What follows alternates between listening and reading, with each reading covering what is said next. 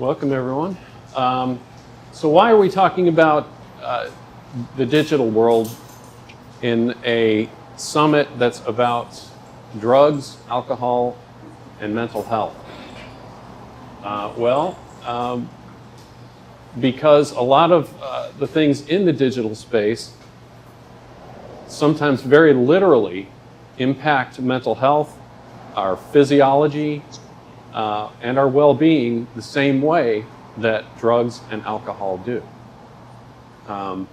I've been very closely tied to the digital world since home computers were first a thing.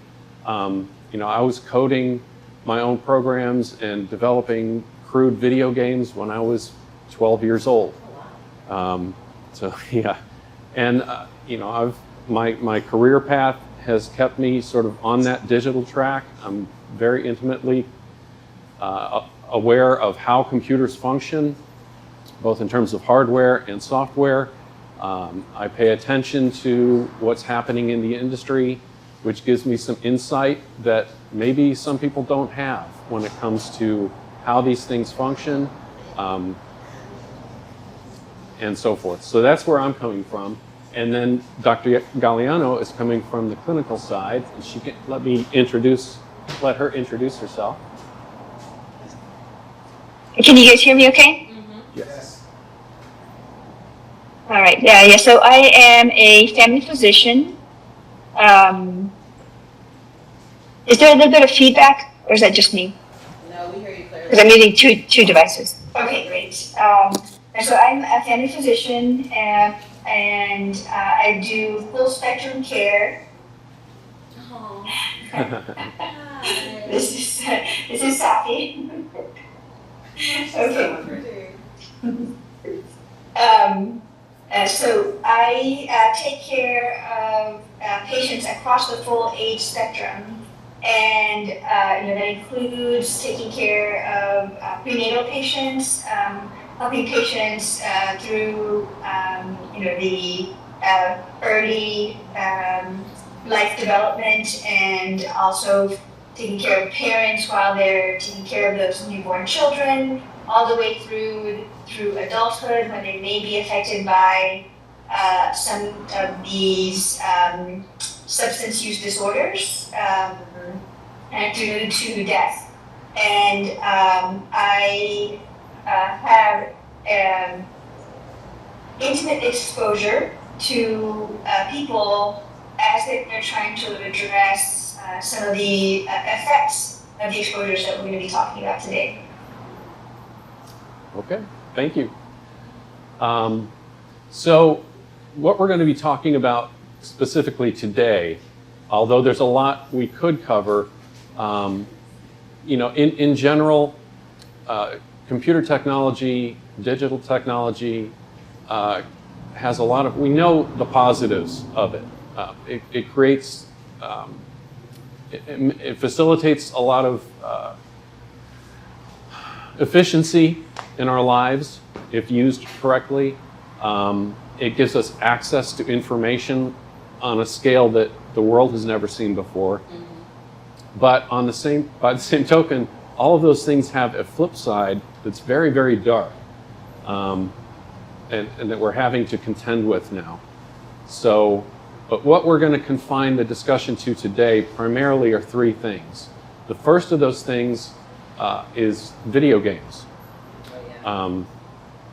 Now, when I say video games, I'm not just talking about, the consoles or PC. I'm talking about mobile games, casual games, and I'm also talking about, I can't turn on the TV now without seeing ads for digital casino apps. So I'm very definitely including gaming in that sphere. When video games started, when I was this high, they were very simple. They were built by people who were just interested in that sort of thing and wanted a new form of entertainment and embraced and just trying to see what they could do with it. And they were fun to play. I'm going to be completely honest. I'm I would be a hypocrite to say I don't want anybody playing video games. You know, I played games when I was a kid, and I still play them today. This is about learning moderation and learning about the negative effects that can happen, because I've also experienced all of those. So with video games, like I said, they started off simple, but in today's world, some video games are still produced strictly for entertainment purposes by companies who just want to sell a product, or by individual developers who just want, you know, it's just something that they're interested in and they have fun developing it. But a lot of times these are produced by companies that are trying to extract something from us, whether that's actual money or whether that's data about ourselves. That's their drive. And they have learned very effectively how to get those things that they want. And the way that they do that is through these technologies that affect us in the same way that a lot of drugs do. When you play a little casual game on a phone and you do something correctly and you're rewarded with a little trill of music and a little colorful fireworks explosion, those things have an effect on our brains. You get a little hit of dopamine. Dopamine is the same thing that happens when we have a natural great experience, you know. On average, what would you say, like 2 to 3 times a day would be normal amount for a kind of a dopamine hit just from, you know, pleasant experiences throughout a day. But with video games, you're getting hammered with them constantly. And the problem there is that just like the dopamine that gets released when you experience some drugs, or you know, if you get high, if you you know, you're partying, you're drinking, whatever the case may be, that dopamine that's flooding your system. Going back to the previous session where we talked about how neural pathways are developed, in a similar way, your brain gets used to having that dopamine release. And if it comes too frequently, and then suddenly you lack it, you go through the same withdrawal symptoms that you would under, you know, if you were, you know, going cold turkey from drugs or alcohol. So that's one factor. The other factor, of course, is the normalization of things like violence through video games, or through cultural problems like, you know, making it look as though drug use is acceptable or desirable. These are things, unfortunately, that are part of broader culture and, of course, express themselves through video games. But the video games then are played, if the children are not monitored, are played by people too young to understand the ramifications of what they're seeing, what they're experiencing. So without going on too much, I'm going to turn it over to Dr. Galliano, and maybe she can talk a little bit about that subject. Muted. You're muted. When we discuss developmental effects, this is really important.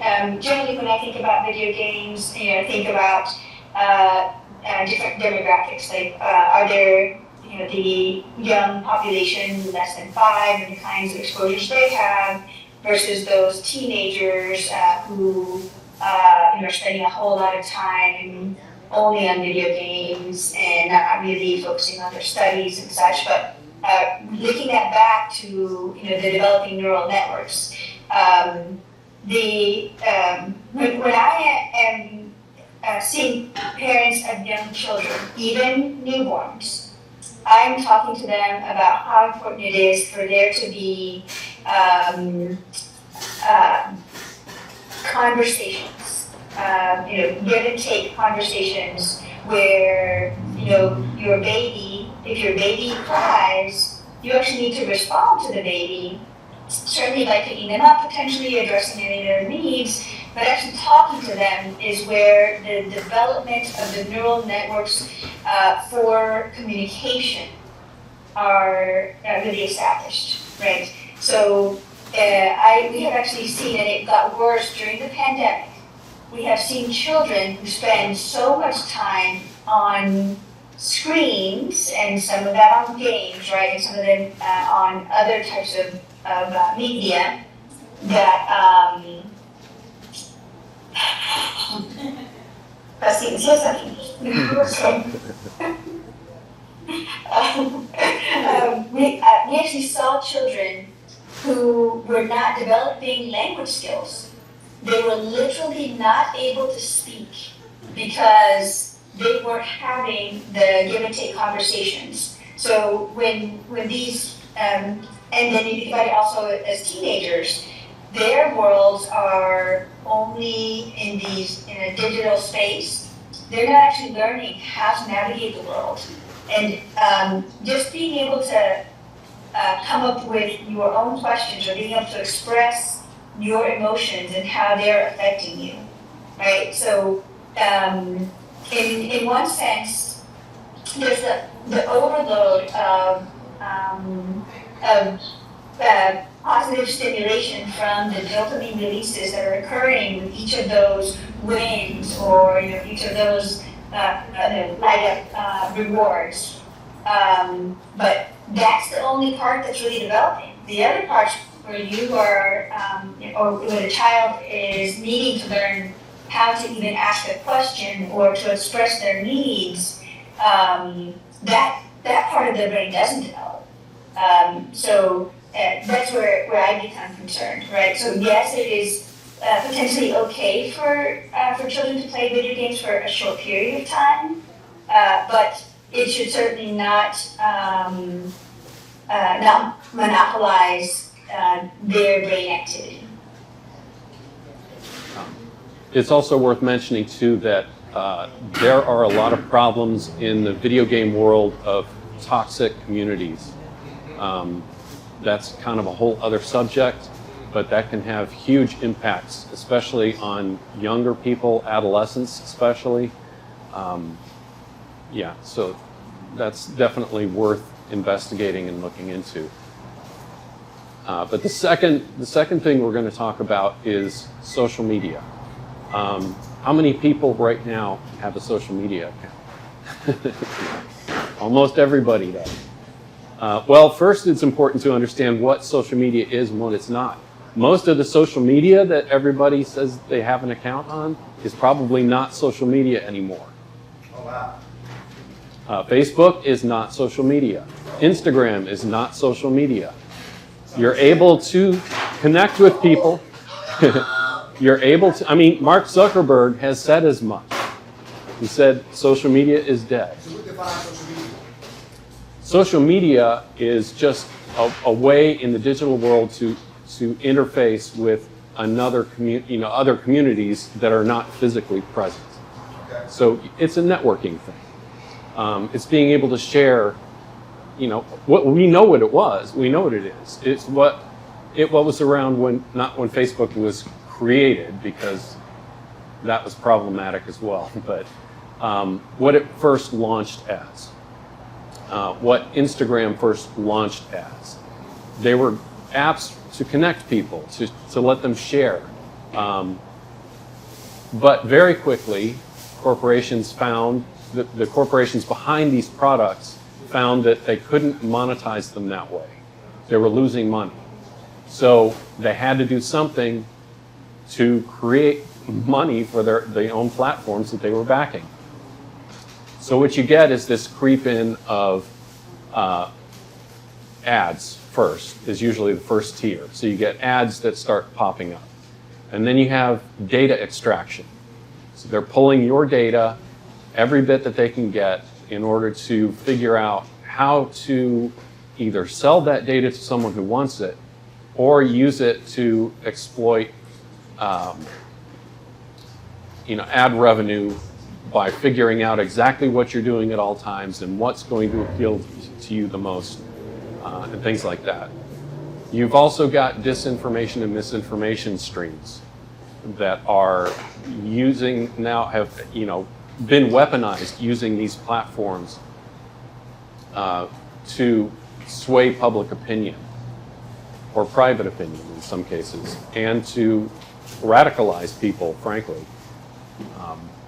So that, again, I'm getting too far out. We're trying to focus in on the mental health effects. There's a whole world of problems with social media, but just understand that most of the commercial things that are calling themselves social media are not. They are wealth and information extraction platforms. Say it again.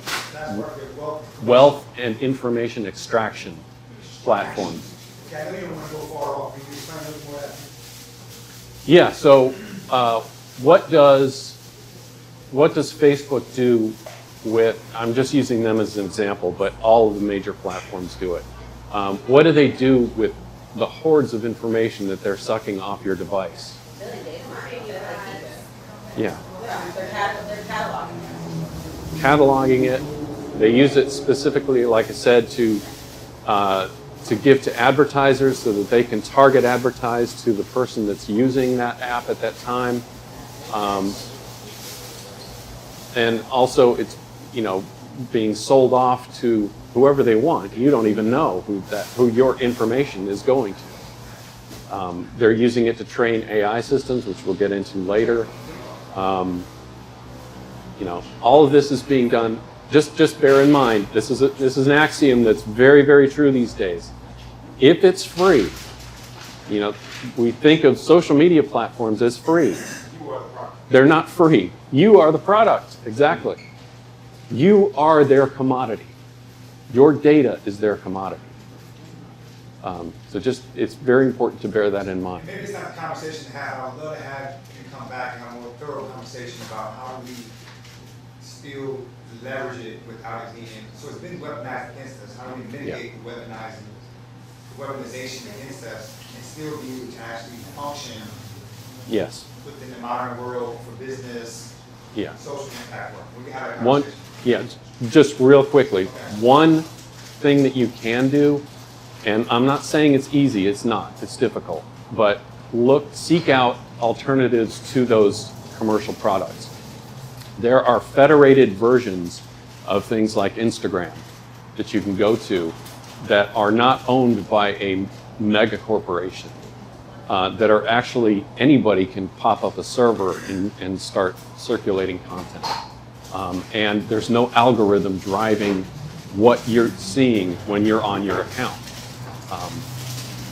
So it's worth seeking those out and using them. The problem, of course, is getting everyone you know to also do the same thing and jump to that platform. And for some people, that's very difficult.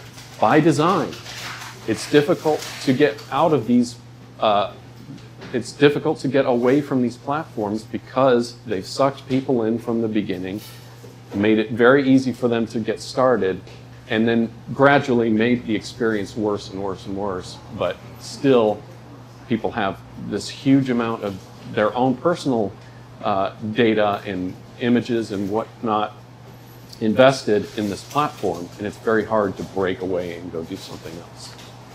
So that's enough for that one. But so the major risks as far as mental health and social media. A big one right now is, self-image as far as mental health. Body dysmorphia, just general depression, because people are seeing almost fictional versions of other people's lives that are glorified and highly curated, and getting a skewed idea of what reality really is, and comparing that to their own lives, which seem, boring or, tragic or whatever, but it lowers a person's self-worth. Like that wealth comparison. Like, I don't have enough money to travel. Or Exactly. buy these things. And so then you start like belittling like the things that you have accomplished because you have this, like you said, false sense of love comparison. Yeah. And the body image thing, you can use filters and photo manipulation and things like that to make yourself look thinner, or cover up, imperfections and things like that. Unfortunately, that creates a bar that's too high for most people to reach. And that can affect someone long term when they're thinking that they're not good enough. And these platforms are telling them, you're not good enough. This person has 1 million subscribers. Why, I can't get 5. This person must be better than me. What if, so it leads to this cycle of depression. Also, you've got a massive problem on these platforms of, like I said, disinformation and misinformation that's being weaponized throughout. So it's very easy to be caught in a bubble, especially when an algorithm is dictating what you're going to see. So anybody who gets their news from social media, I have serious worries about. There is no accountability there, not at all. So again, I'll turn it over to Dr. Galliano. She can speak about social media. Okay. Can you hear me okay? Yes. Okay. All right, so in the clinical setting, I definitely see the effect of this. We see teens, certainly, whose brains, their brains are being affected tremendously. First by just the hormones, right? Hormones, their little brains change. They have, difficulty in understanding what's happening to their bodies and their brains, which is a real thing.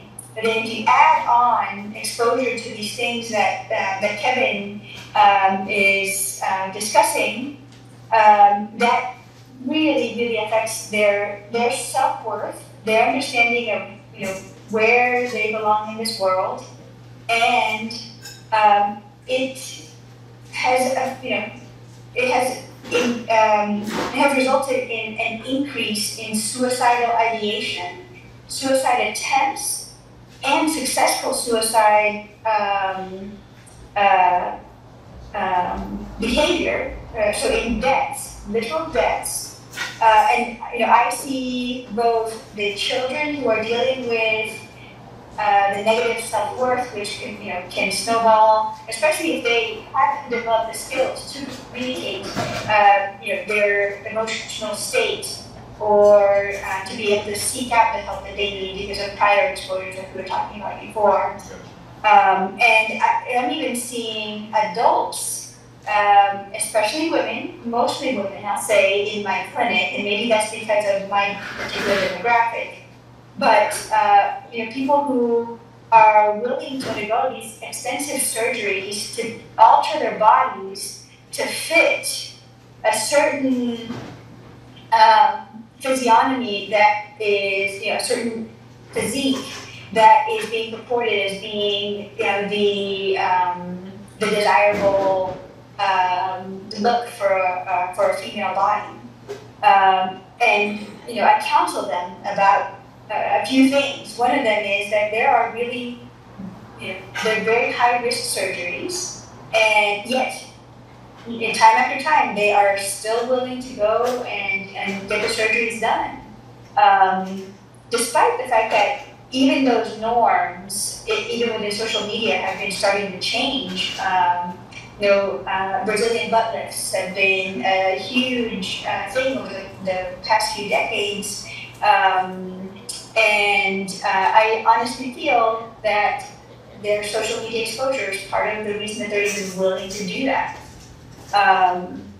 So to put their lives at risk to undergo these procedures. One of the other things that's really important for us all to remember is that, especially with those algorithms that Kevin is mentioning, those algorithms that present very particular information to children and to adults, we end up, and about, maybe even especially like after the last few elections, you have to think about how these echo chambers are formed. And that's, I believe, what Kevin was mentioning, where, if you are getting your news from social media, you really need to be cautious, because you are only hearing things that that algorithms feel you're going to respond to, or actually will be captivated by, right? There'll be sensationalized messages that are just directed your way day after day, minute after minute, for hours and hours at a time. And you start to lose touch with reality, because you don't realize that, hey, you know what? Maybe there's another perspective of this particular situation. So what I believe, one of the reasons that we have so many wars going on around the world today, where there's indiscriminate killing of civilians who are not in the military, in anybody's military, is because it has been very easy to dehumanize others in a way that just completely desensitizes you to the fact that you are participating in the killing of another human. So those, to me, those are some of the really profound negative effects of social media. And I know, I should have couched this. I should have given my biases to start off. I had chosen not to participate in social media, and when I was I was one of the first classes at Duke. That's where I went to college. That was automatically assigned an email address, and it was when I was in college in the early '90s that that people were really starting to use the internet. And from that point on, I could already see these echo chambers forming, and it's only escalated since that time. So I really hope that everybody's able to start to explore their own interactions with social media, and like Kevin said, really be cautious about what it is that you are participating in, and how much power you're giving those things over your perspective of the world and of yourself especially. Mm-hmm. And I'll add one more thing about social media before that. It's critical to keep in mind that commercial social media platforms and products thrive on engagement. They need you engaged on their platform as much as possible. And what is the one thing that drives engagement more successfully than anything else? Outrage. Outrage is a secondary, so is anger. Fear. Fear starts with fear, but yeah, tangentially, anger and outrage. Fear, anger, and outrage. How healthy do you think that is to be in that mindset all the time, just in order to feed somebody's bank account through using their social media product? It's not. So, yes. Dr. Galliano, you alluded earlier that you treat a lot of females and femme-identifying individuals, especially like having counseling sessions with body dysmorphia and other health issues that are associated with like that comparison of like what they see versus what they are and who they're trying to be. We collectively probably know that body dysmorphia, especially in the female category, has been a prevalent thing. It's always an issue. I modeled growing up, so I struggled with my weight and what I'm supposed to look like, that perfect figure often on a lot. Other than literally snatching the device and saying, get off of it, like doing that shaking, like get out of your head, you're beautiful type deal. How can we, the community, help stamp in and support our youth? Because I know it also happens to men, so I'm not saying that men are excluded from this body dysmorphia, like they're not big enough, they're not bulked enough, they're not toned enough. But how can we, the community, going to like mental health and doing like that proactive step in, how can we help our youth not fall into that situation? Because I've lived it, I've experienced it, and I know I have the opportunity for some of the relationships I've developed to talk directly to some of the youth and women like, it's really not that serious, and trying to have those conversations. But for people who might not know how to begin those conversations or even know signs of some of our youth struggling with that, what are some things that we can look out for and ways that we can intervene other than literally just taking the phone out of their hand, because we know that's not reality. But like, what can we do to identify those precursors, and then also help them before they get fully involved in the suicidal ideation and before they successfully have a suicide attempt? Like, what can we do to stop that escalation, or at least slow that escalation? Some of the things that have already been discussed today and that have been encouraged by some of the other presenters, which is actually just being present and interacting with them, right? So trying to be in a space where you and those young people can interact. Sometimes it'll have to start by being together, on a street and helping them identify, what are you seeing, and helping them be able to express their feelings and explore their feelings and help them anchor a little bit more to reality. So that the community cohesion and interconnectedness, I believe, is one of the most important things. Creating events, reaching out to families and trying to get them engaged, so that they can come out of that digital space, and potentially even creating digital spaces that are more they're healthier. That's what I would say. So I'm also add, I think, in addition to what you just said, I think you mentioned like creating the digital spaces, but stepping outside the digital spaces for Lily. So human beings are attracted to attention.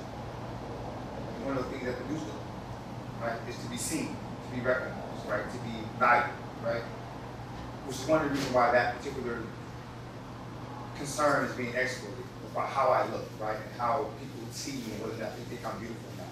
I think we have to actually do as community members and professionals and people with diverse talents, we have to actually try to shift what they're being exposed to, as we talked earlier, and create platforms to where diverse body sizes, different images and definitions of beauty, right, are being celebrated, right, and create environments. We talked about last night with Mo, right, so the actual, talent or the actual artist fellowship, right? But again, we talked about, imagine an environment where right now most artists inside of music are actually catering to adults, and they're catering to them with an actual adult type of actual musical content. And it's typically, in order for you to be a young artist or a developing artist, you have to be willing to actually, perform in bars and other type of like late night dives that, is going to be generating where adults want to do adult things. So they want to drink, they want to hang out, right? But kids can't come there, right? Imagine an environment, and they're thinking, this is how I can actually get on. I can be professionally successful by doing this type of grunt work, which eventually is going to take me to the next level, opening it up for great more acts, and before you know, I got my own album, I'm doing my thing.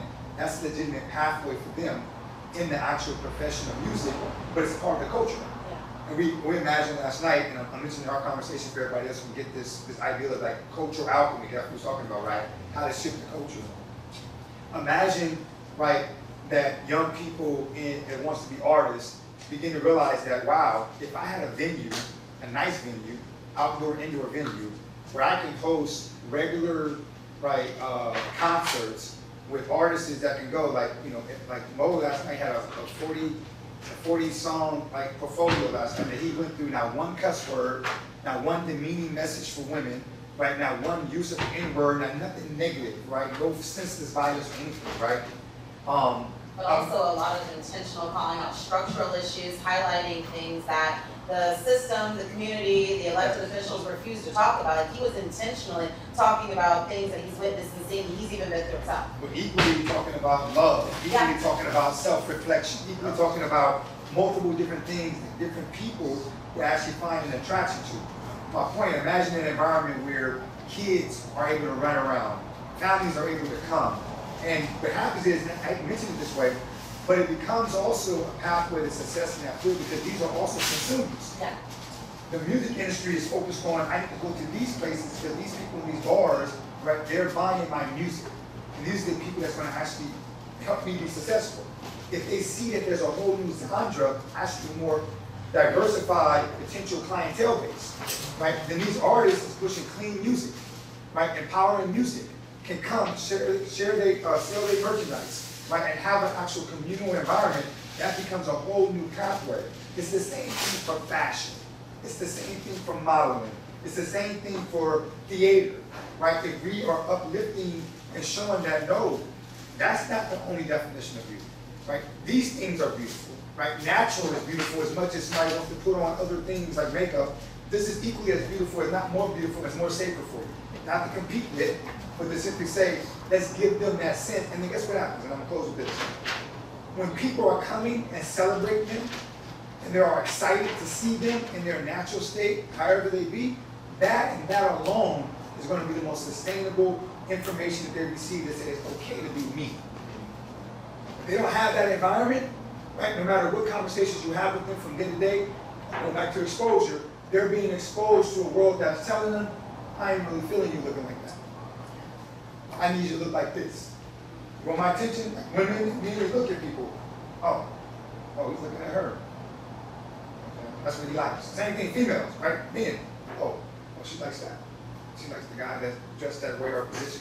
They're paying attention to people or whatnot. So let's leave it at that. Like, we have to kind of create the Xbox community. We have to kind of create those alternative environments where people come in and they get informed that no, there is a different standard. Yes. Kind of to the point with community there. I have a 5-year-old son, and I do worry, obviously about it's never too early to start worrying about social media or the effects of that. But I also worry about the opposite of that, bullying due to being the one to go against the grain. Yeah. But I feel like, I don't know if you have anything to speak to that, but more community, more parents doing the same thing so our kids aren't feeling like they're the one left out and everything. And then speaking more to that, do you have anything to say regarding parental controls? To me, that seems like so overwhelming. Yeah. Something I don't even know how to tackle. Do you have any feedback on that? Yeah.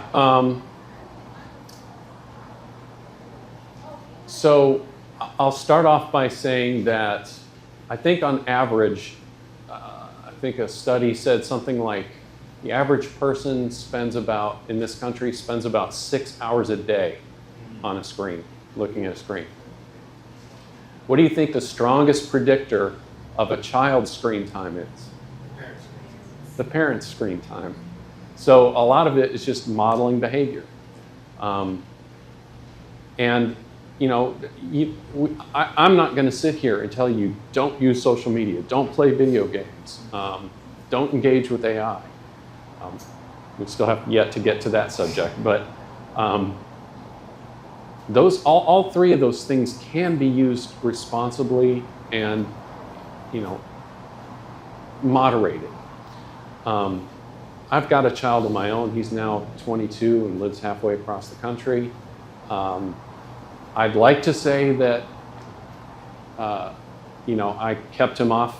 I never let him play video games. I never let him use social media. None of that's true. I allowed him to play video games when he was very young. I controlled the type of video game he was exposed to. And I was very deliberate about, the progress of exposure that he had. So he wasn't playing GTA when he was 10 years old. As far as social media, he never really got into it. I think he had an Instagram account when he was probably in late middle school and high school, but rarely posted on it. And I think part of that is just because, my wife and I had open discussions with him about these things. It's not always easy for kids to talk with their parents about this stuff, especially when they've got friends telling them other things in their own social circles. But it's something we all have to do. And involve your community too. Have a discussion with other parents. Now, as far as parental controls, like software parental controls, yeah, I'd like to say that they work, but as with anything, you know how kids are. And if there's a way around something, they're going to find it. And as is a problem with, I'll back up a little bit in scope and talk about all of this. a trap we might fall into.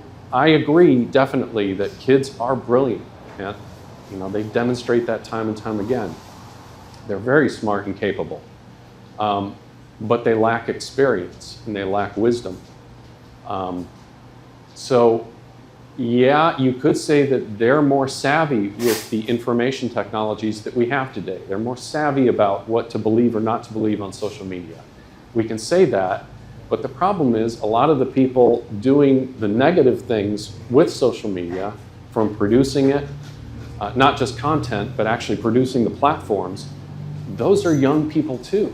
So they're not, you know, they're not a bunch of old people like me putting out stuff that kids are able to undercut, you know, or see through. It's people their own age. So brilliance is kind of being met with brilliance. It's just not a positive brilliance. So the parental controls thing, use them if you can, but don't rely on them fully. You know, we had parental controls on our home computers for a long time, but I found it much more effective when our kid was growing up to just kind of monitor what he's doing, and not in an intrusive way. We don't need to sit here and, you know, set up a remote access to his computer so we can watch what he's doing 24/7, because that actually can push them in the other direction very quickly. So again, too much talk about one thing, but that's how I kind of Thank you. I really Sure. feel bad for the kids nowadays that grow up in school with social media, whereas I didn't have that. Yeah. I think had I don't know if I would need it out of Right. It's a lot of information being thrown at kids, way more information than we were ever exposed to growing up. So the last thing I want to touch on quickly is the topic of artificial intelligence. I say so-called artificial. First of all, let me preface this. I am not anti-AI. I just don't think that artificial intelligence exists yet. What they're calling artificial intelligence is something altogether different. It's just being marketed that way. It is not intelligence. There is no ability for these things to contemplate, to feel. They are not functioning as a person, no matter how much a response to your text prompt may make you think that it is behaving the same way that a person would behave. It's doing that on a very mathematical, predictive model. They're more accurately called large language models, or there's an emerging variant called a large reasoning model. But in all cases, it's the same thing. And I'm not going to bore you too much with the technical stuff. Believe me, I could talk for hours about this subject. If you're interested in learning more about what AI is and what it's not, and the details of all that, please talk to me sometime. I'm happy to talk about it. Schedule training for us. Yeah. Put them on the roster, y'all. But in terms of mental health,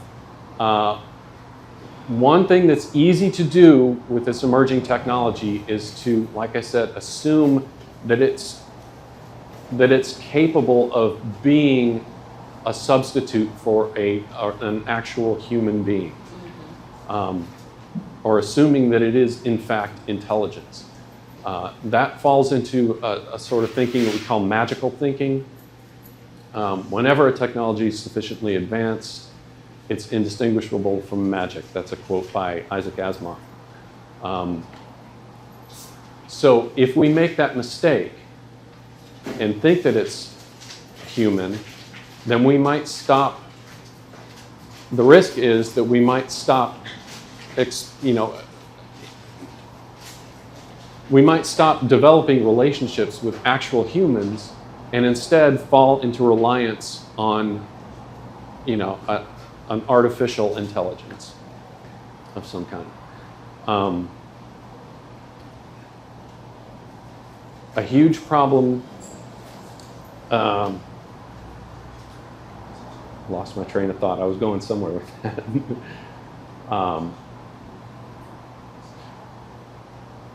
So an emergent. Oh, sorry. Go ahead. An emergent. No, you go ahead. Okay. An emerging mental health issue that's coming out of artificial intelligence technology is it's actually called AI psychosis. It's when a person starts, let me back up a bit. One of the ways that AI is trainable is by interacting with the prompts that you give it, in addition to all the other information that it's culled over its development period. So the more that you communicate with it, the more it's going to feed back information to you in your own style. That creates a specific risk. You're talking to sort of an echo of yourself, and it tends to affirm whatever biases you have, even though data out there in the world might contradict that. These platforms are specifically programmed to keep you happy in a way by giving you information or by reinforcing information or views that you have.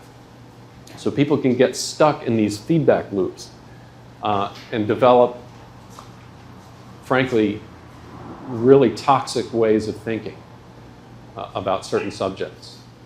And you can those are the echo chambers that I was referring to before. Yeah. So this is like the echo chambers on steroids, Yes. because sometimes people stop interacting with real humans, and they're really only taking in the information that they're seeing come back from the chatbots or whatnot that they're interacting with, and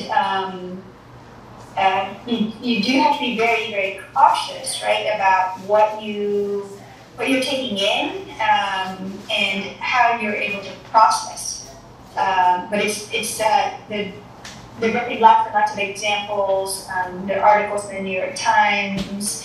There are lawsuits that are currently playing out in the courts for some of these chatbots that have contributed to teen suicides and have actually encouraged teen suicides. And gave them instructions. So, Yeah. mhm. Yeah. And again, that's like when you lose connection with reality and the people that can actually help anchor you a little bit more to reality, and that the effects of these exposures can be much more harmful. Mm-hmm. All right. So any questions about that? All right. Well, thank you everybody for coming. I think we've got lunch starting outside right now, so please help yourselves.